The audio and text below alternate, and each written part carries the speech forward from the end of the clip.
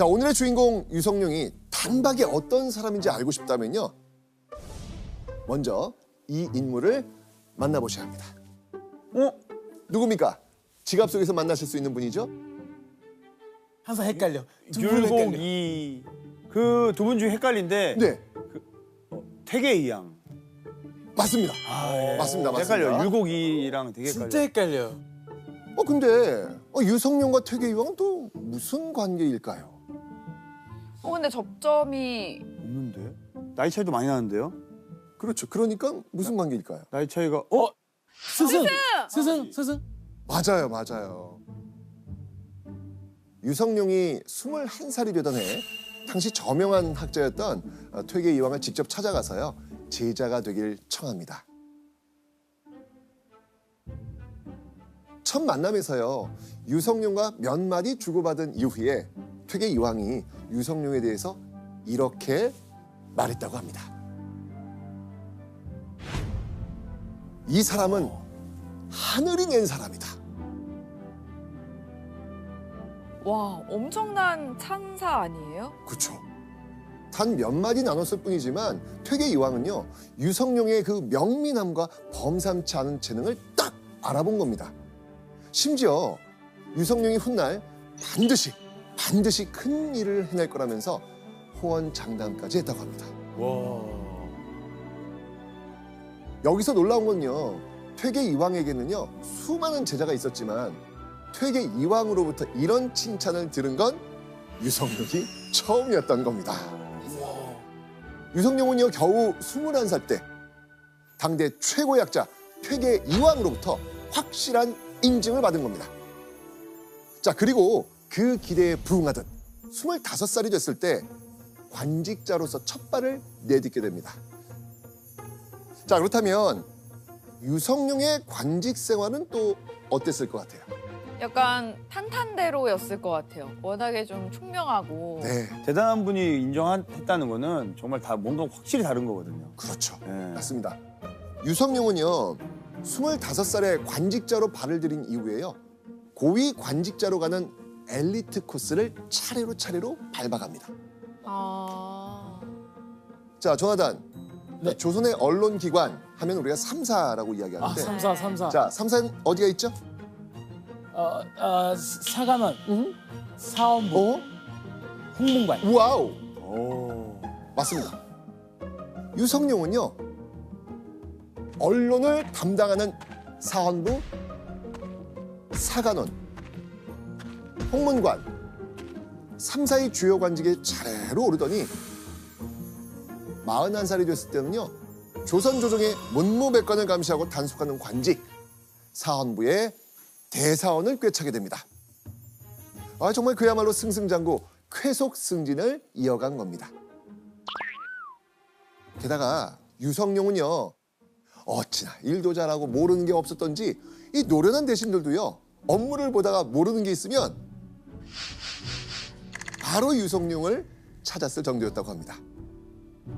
그야말로 유성룡은 조선 조정에 걸어다니는 백과사전이었던 겁니다. 와, 진짜 똑똑한 사람이네. 맞습니다. 네. 네.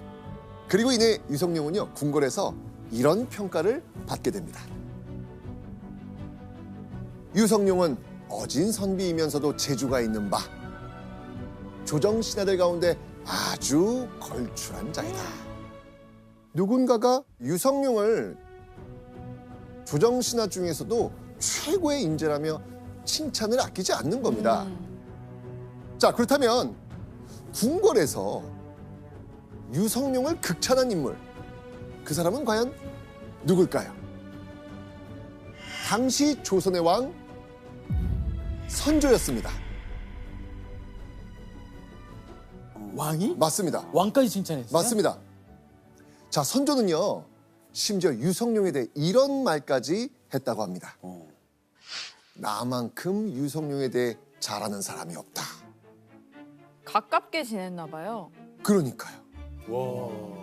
엄청난 친근감을 과시한 겁니다. 근데 교수님, 선조가 특히 유성룡을 신임했던 이유가 또 있지 않습니까? 조선의 정치에서 그 세력들이 서로 경쟁하고 논쟁을 벌이는 거를 붕당 정치라고 이야기를 합니다. 근데 이때 선조가 국정을 이끌면서 그 여러 신하들이 뭐 논쟁도 벌이고 경쟁도 하니까 이렇게 화합시키면서 국정을 운영하기 되게 어려웠는데 논쟁이나 분쟁이 일어날 때 그 유성룡이 의견을 내서 국왕이나 그 동료 신하들을 설득하는 경우가 많았고 상황을 재빨리 수습하는 경우가 많았기 때문에 유성룡의 역할이 컸던 겁니다. 조정에서 갈등이 일어나면요, 해결사처럼 나타나서 쓱 정리해주는 유성룡. 한마디로 유성룡은요, 일도 잘하는 데다 선조의 마음에 쏙 드는 인재였던 겁니다. 그리고 시간이 흘러 1589년 임진왜란이 벌어지기 겨우 3년을 앞둔 이때 조정의 핵심 관료로 우뚝 선 유성룡은요, 큰 고민에 빠져 있었습니다. 자, 조선의 정식 사절단 통신사, 이 통신사를 일본에 보내야 할지 말지 선조와 대신들이 격렬한 논쟁을 벌이고 있었거든요. 그런데 왜 이때 갑자기 선조와 조정 대신들은 일본의 통신사를 보낼지 말지 고민했을까요? 이유가 있어요. 몇 해 전부터요, 조선 조정이 도저히 무시할 수 없는 아주 회개한 소문이 흘러들어오고 있었거든요. 바로 일본의 도요토미 히데요시가 명나라를 칠 계획을 세우고 있다는 겁니다. 자, 그런데 그것보다 더 큰 문제가 있었어요. 조선이 일본과 손을 잡고 이 계획에 동참한다는 소문이 퍼지기 시작한 겁니다. 당시 명나라와 조선은 외교적으로는 임금과 신하 같은 관계였습니다. 그런데 조선이 일본과 손을 잡고 명나라를 친다? 이건 조선 조정 전체가 상상도 할 수 없는 그런 소문인 거예요. 네. 자, 이런 회개한 소문이 돌고 있는 상황 속에서 조선이 일본에 통신사를 보낸다? 어떻게 될 것 같아요? 그러면은 그 소문이 진실이 되는 거죠. 완전 오해할 수 있는 상황. 명나라 가면 큰일 나겠는데요. 큰일 나지. 화가 나죠. 그렇죠. 괜히 보냈다가 정말 일본과 내통한다는 의심을 살 수 있다는 걱정이 있었겠죠. 게다가 조선은요, 당시 일본을요, 조선보다 국력이나 문화 수준이 한참 낮은 나라로 좀 낮잡아 보고 있었거든요. 그래서 실제로 조선은 에이, 감히 일본이 명나라를 칠 배짱이나 있을까? 라고 하는 깔보는 마음도 있었을 겁니다. 그래서 일부 조정 대신들은 통신사를 보내지 말자고 합니다. 자, 이때 선조는 이거 어떤 결정을 내려야 될까요? 일단 가면 소문이 나죠. 지금은 안 가야지. 네. 지금 이 가야죠. 시기에는 근데 그 소문의 실체는 또 알아야 될 거 아니에요? 그러니까 이게 진짜인지 아닌지를 알아야 되니까. 와, 어떻게 했을까, 선조는? 선조는요, 누구를 찾습니다. 빨리 유성룡을 불러와서 해결 좀 해줘. 맞습니다. 바로 유성룡. 결단을 내리지 못하는 선조에게 유성룡은 이렇게 말합니다.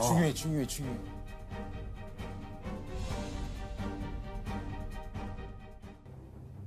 지금은 한 지방에 일이 발생하면 팔도가 소동하는 실정이므로 만약 적합한 장소를 얻지 못하여 한번 불리해지면 극히 염려할 만한 일입니다. 자, 유성룡이 이런 말 하는 이유가 있었습니다. 불과 2년 전인 1587년 전라도 여수의 섬 손죽도에서 왜구가 침략해 약탈과 살인을 벌인 사건이 있었습니다. 이 사건으로요, 많은 조선인이 포로가 되어 일본으로 끌려갔고요, 지역 책임자였던 전라도 좌수사는 사형을 면치 못했습니다. 그러니까 지금의 조선은 외변이 일어난 것만으로도 팔도가 들썩일 정도로 국방이 약해질 대로 약해진 상황이다.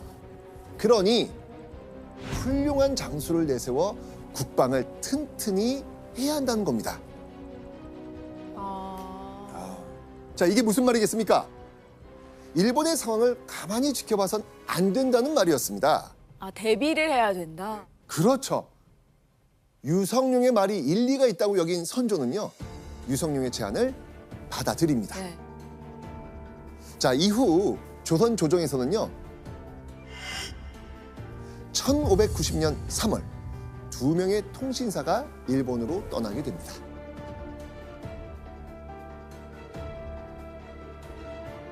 자, 그렇다면 일본으로 떠난 두 통신사가 돌아오기까지 얼마나 걸릴까요? 가는데 뭐 한 열흘, 오는데 열흘 걸리지 않을까요? 한 20일, 30일? 네. 당시 일본의 수도 교토로 가는 데만 석 달. 수개월의 시간이 필요합니다.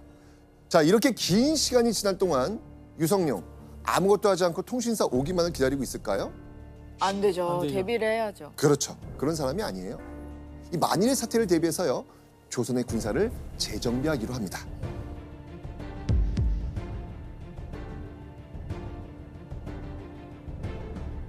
앞서 유성룡이 국방을 튼튼히 하기 위해서 선조에게 필요한 게 있다라고 이야기했습니다. 뭘까요? 장수. 맞습니다. 전략에 뛰어나고 군사를 다룰 줄 아는 훌륭한 장수.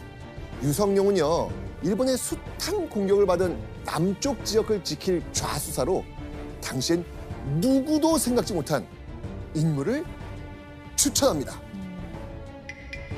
바로 이 사람. 임진왜란의 영웅 이순신 장군입니다.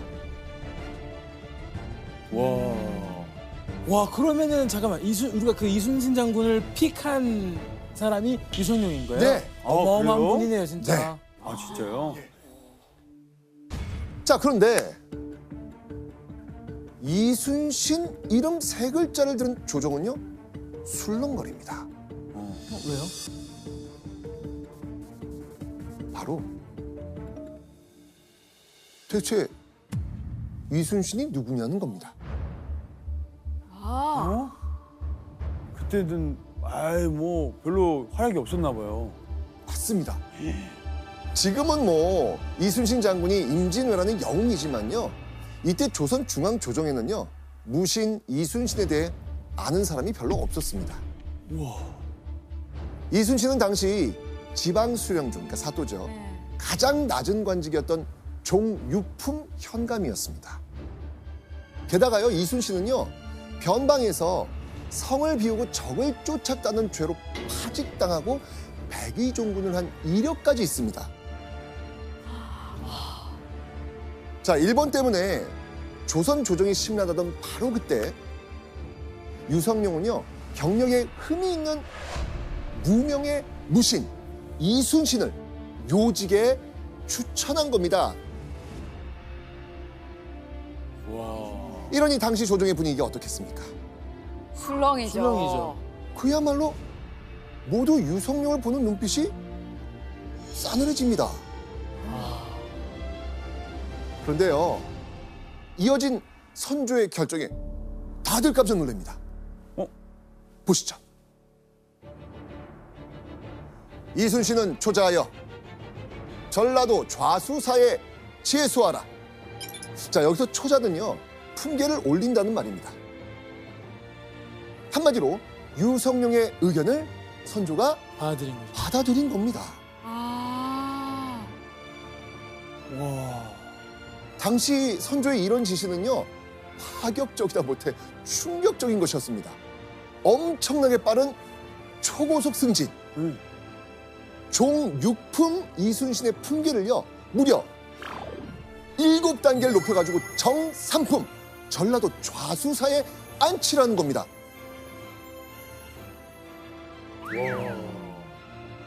이걸 보면서 얼마나 선조가 유성룡을 신임했는지가 느껴져요. 근데 선생님, 근데 유성룡은 그렇게 크게 유명하지도 않았던 이순신은 그러니까 애초에 처음에 어떻게 알게 된 거예요? 아, 좋은 질문입니다. 네. 이순신과 유성룡은요, 사실 특별한 관계였습니다. 유성룡은요, 어린 시절 관직자였던 그 아버지의 부임제를 따라 여러 지방을 오갔는데, 그때 한양에서 함께 뛰어놀던 친구, 그 사람이 이순신이었습니다. 친구예요? 네. 와. 한 사람은 머리, 한 사람은 딱 그 용맹함으로 딱. 와, 멋집니다. 그렇습니다. 네. 세기의 만남이고. 그 유성룡은 사람을 평가할 때 능력을 많이 봤다고 알려져 있는데요. 근데 이순신과 가깝고 잘 알았기 때문에 이순신의 능력을 잘 알고 추천을 할 수 있었겠죠. 그래서 많은 분들이 이런 말씀들을 하십니다.